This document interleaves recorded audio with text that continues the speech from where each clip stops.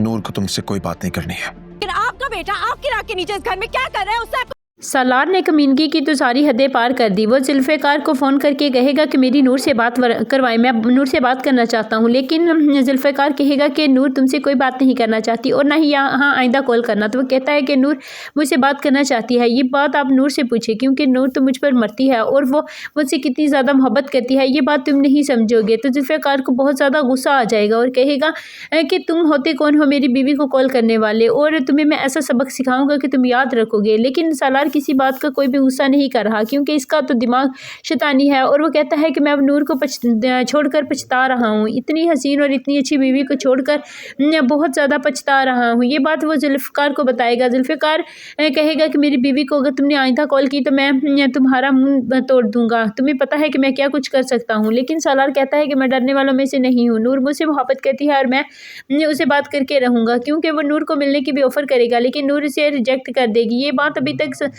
जुल्फ़िकार को नहीं पता था, लेकिन जब जुल्फ़िकार को पता चला तो सालार ने कोई भी लिहाज नहीं किया बल्कि सीधा डायरेक्ट जुल्फ़िकार से कह दिया कि वो नूर से इसकी बात करवाए, वो नूर से बात करना चाहता है। लेकिन जुल्फ़िकार को इस बात पर बहुत ज़्यादा गुस्सा आ जाएगा और वो सालार पर बरस पड़ेगा और कहेगा कि तुम्हें शर्म आनी चाहिए, तुम किस तरह से मेरी बीवी को ट्रैप कर रहे हो। नूर भी इसके पास ही खड़ी होगी और नूर कहेगी कि जुल्फ़िकार तुम्हें सालार से उलझने की कोई भी ज़रूरत नहीं है क्योंकि ये एक घटिया इंसान है और घटिया इंसानों के मुँह नहीं लगते। लेकिन जुल्फ़िकार कहेगा कि सालार जैसे घटिया इंसानों का दिमाग ठीक करना मुझे अच्छे से आता है, लेकिन नूर तुमने मुझे क्यों नहीं बताया कि जुल्फ़िकार को कि सालार तुम्हें तंग करता है। नूर कहती है कि मैं आपको क्या बताती। इधर सालार की बीवी अरिशना जब फ़रा को और सालार को साथ में देखेगी तो भड़क उठेगी और कहेगी कि वैसे तो आपने मुझ पर इतनी ज़्यादा पाबंदियाँ लगा रखी हैं लेकिन क्या अपने बेटे पर कोई पाबंदी आयद नहीं की और ना ही अपनी भतीजी पर, किस तरह से वो मेरे शोहर के आगे पीछे घूम रही है और इसके इतने ज़्यादा नज़दीक खड़ी है। लेकिन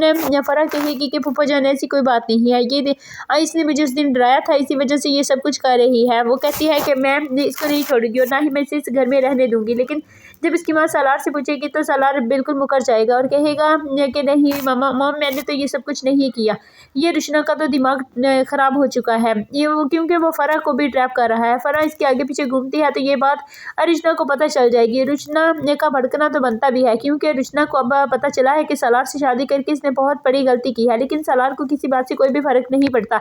इधर जुल्फ़िकार और नूर का बहुत बड़ा झगड़ा होगा और जुल्फ़िकार नूर से कहेगा कि तुमने मुझे क्यों नहीं बताया कि सालार तुम्हें तंग करता है। नूर कहती है कि ये कोई इतनी ज़्यादा इंपॉर्टेंट बात नहीं थी जो मैं तुम्हें बताती, मैं खुद हैंडल कर रही थी और मैं ये सब कुछ खुद हैंडल कर सकती हूँ। लेकिन जुल्फ़िकार कहेगा कि नहीं नूर तुम मेरी अब मेरी बीवी हो और तुम्हें सब कुछ मुझे बताना चाहिए था, मैं इस सालार का दिमाग ठीक करता। लेकिन नूर कहती है कि हमें इन झगड़ों में नहीं पड़ना और ना ही कोई इतनी इंपॉर्टेंट बात थी। वो कहता है कि मेरे लिए बहुत ज़्यादा अहम बात